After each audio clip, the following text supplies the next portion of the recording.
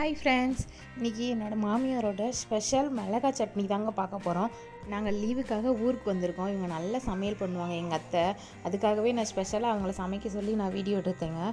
மிளகாய் சட்னி அவங்களோட ரொம்ப ஸ்பெஷலுங்க, சூப்பராக செய்வாங்க. அது தோசைக்கும் சரி இட்லிக்கும் சரி ரொம்ப நல்லா இருக்குங்க காம்பினேஷன். ஒரு டீஸ்பூன் சட்னி வச்சேன் ஒரு 4 தோசை சாப்பிட்றலாம், அந்த அளவுக்கு காரசாரமாக இருக்குங்க.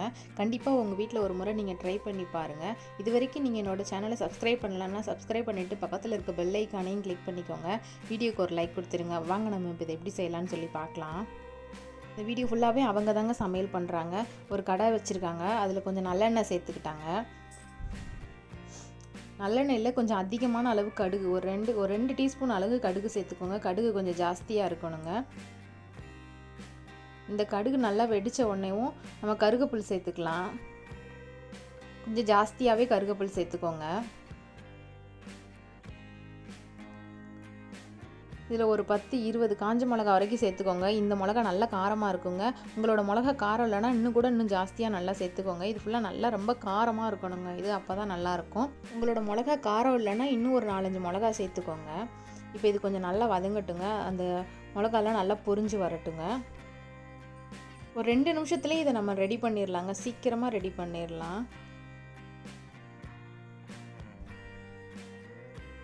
அவ்வளோதாங்க, நம்ம அடுப்பை அணைச்சிடலாம். இது பொரிஞ்சோடனே நம்ம அடுப்பை அணைச்சிடலாம். இதில் நம்ம கொஞ்சமாக புளி சேர்த்துக்கலாம். புளியை நம்ம வதக்கணும்னு அவசியம் இல்லை, அப்படியே சேர்த்துக்கலாம். அது அப்படியே அடுப்பை அணைச்சதுக்கப்புறமேல அதை லைட்டாக அப்படியே கலரி கொடுக்குறாங்க, அவ்வளோதான். மற்றபடி அது அடுப்பு ஆனில் இல்லை. இப்போ ஒரு முழு பூண்டு சேர்த்துருக்காங்க. 1 டீஸ்பூன் அளவுக்கு உப்பு சேர்த்துருக்காங்க. அவ்வளோதாங்க. இதுக்கு மொத்தமே இதுக்கான இன்க்ரீடியன்ஸே அவ்வளோதாங்க. இதை இப்போ நம்ம நல்லா ஆற வச்சுட்டு அரைச்சிடலாம். இப்போ பாருங்க, நல்லா அரைச்சி எடுத்துகிட்டு வந்துட்டாங்க. இதை வேற ஒரு இதுக்கு மாற்றிக்கலாம். கொஞ்சமாக இருக்குன்னு நினைக்கிறீங்க, இதுவே ஒரு 5-6 பேர் சாப்பிட்லாம். ஏன்னா 1 டீஸ்பூன் மட்டும் தான் நம்ம சாப்பிட முடியுது. ரொம்ப நல்லா காரமாக இருக்குங்க. அதனால் இதில் கொஞ்சமாக அந்த கழுவி தண்ணி சேர்த்துக்கலாம். கொஞ்சம் கட்டியாக தாங்க இருக்கணும், ரொம்ப தண்ணியாக இருக்கக்கூடாது. இது ஃபுல்லாகவே நல்லெண்ணெயில் செய்யுங்க, ரொம்ப நல்லா இருக்குங்க. சப்போஸ் இல்லைன்னா மட்டும் நீங்கள் கடலெண்ணெய் யூஸ் பண்ணிக்கோங்க. இப்போ நம்ம இதை தாளிச்சிடலாம். இப்போ கொஞ்சம் நல்லெண்ணெய் சேர்த்துக்கோங்க.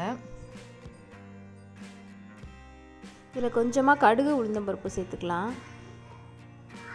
இது நமக்கு நல்லா வெடித்ததுக்கப்புறமேல் இதில் கொஞ்சம் சின்ன வெங்காயம் கட் பண்ணி சேர்த்துக்கலாம். கொஞ்சமாக ஒரு 2 வெங்காயம் மட்டும். இந்த சின்ன வெங்காயம் கொஞ்சம் நமக்கு பொன்னிறமாக வந்ததுக்கப்புறமேல் நம்ம கருவேப்பிலை சேர்த்துக்கலாம். அடுப்பு மீடியம் ஃப்ளேமில் வச்சுக்கோங்க.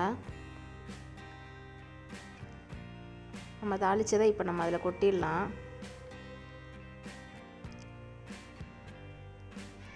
பாருங்கள், அவ்வளோதாங்க, நம்மளோட டேஸ்டியான மிளகாய் சட்னி ரெடி ஆயிடுச்சுங்க. நிஜமாகவே இது ரொம்ப சூப்பராக இருக்குங்க. தோசைக்கும் சரி இட்லிக்கும் சரி கொஞ்சமாக ஊற்றி சாப்பிட்டா சரிங்க. நல்ல காரசாரமாக அந்த புளிப்போட ரொம்ப நல்லா இருக்குங்க.